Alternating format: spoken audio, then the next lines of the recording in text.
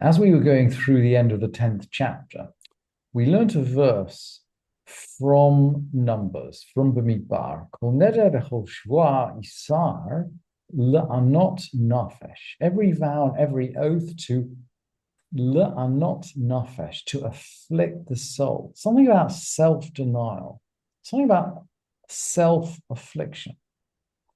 And it's these vows where the Torah says, Isha yichimena ve'isha yiferena. Her husband can uphold it, and her husband can revoke it. So there's something about self-affliction. And as we're going to get into the 11th chapter, which is the last chapter of Nedarim, we're going to explore this idea of self-affliction.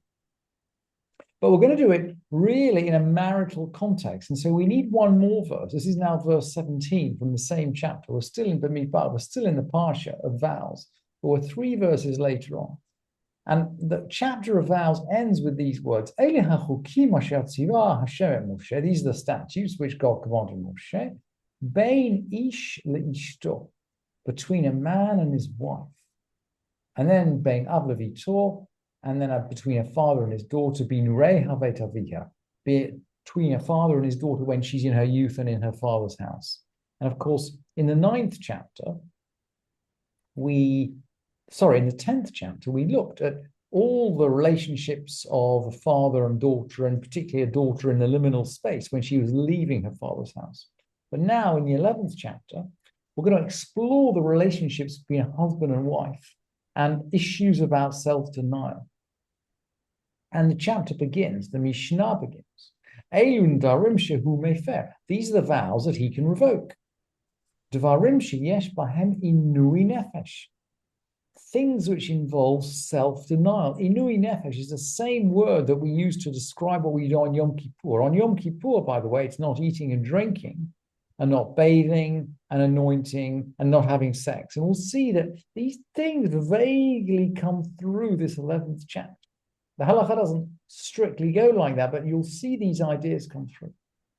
So what's the first example? Im erchatz, if I wash, she swears she's not going to wash. Im lo erchatz, or she swears she's not going to wash. Im et kashet, she swears she's not going to wear jewelry. Ve'im lo et kashet, if I don't wear jewelry, she's not going to wash, she's not going to adorn herself, she's not going to wear jewelry. And these, according to the Mishnah, these are the vows of self-denial that he can revoke. And there's a crossover here between self-denial and issues that come between husband and wife. And Amar Rabbi Yossi says, Rabbi Yossi says these aren't vows of self-denial. By the way, the Gemara comes back and claims that Rabbi Yossi will let the husband revoke them.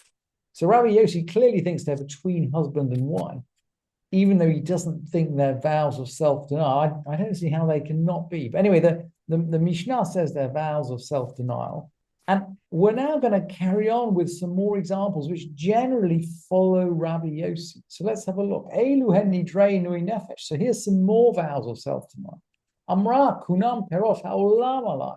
She says, kunam be the produce of the world to me. She's not going to eat anything from the whole world. She's going to starve. And the Mishnah rules, he can revoke. I think this probably goes according to Rabbi Yossi as well.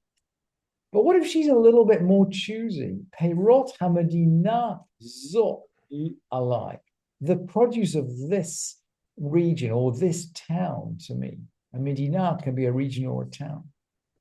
So she swears she's not going to eat fruit from Washington or from Maryland.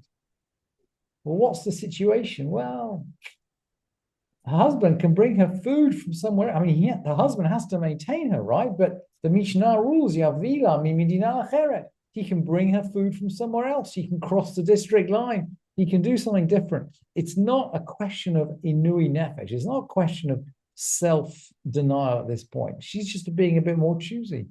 And similarly, if she's choosy about her stores, maybe she doesn't want to buy from Safeway. Hirot, I swear the produce of this shopkeeper, I'm not gonna eat. This shopkeeper's no good. He can't revoke. I guess because he can get another shopkeeper. But let's keep going.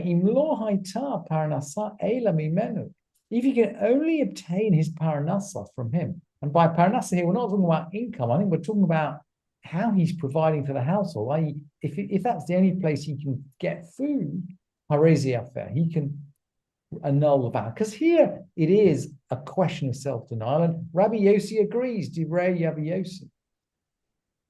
What about if she doesn't want to benefit from the whole of mankind? Funam sheni nene labriot.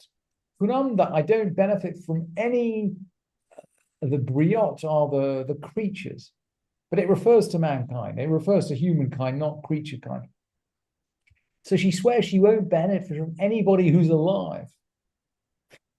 And there's a discussion in the Gemara, by the way, whether her husband falls in that category or not. Perhaps the husband is in a specialized case. And the discussion goes back and forwards for about a page in the Gemara. But anyway, if she swears she won't benefit from a person, he can't annul it. This is not a question of inui nefesh, of self-denial. Why?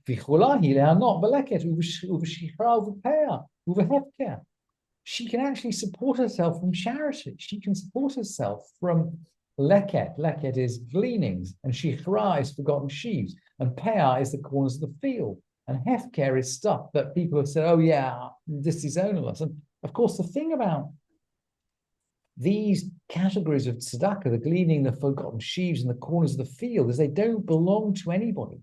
They are hefker. So if she's eating them, she's not benefiting from anybody. She's actually just taking stuff which is there. Just taking stuff which is there.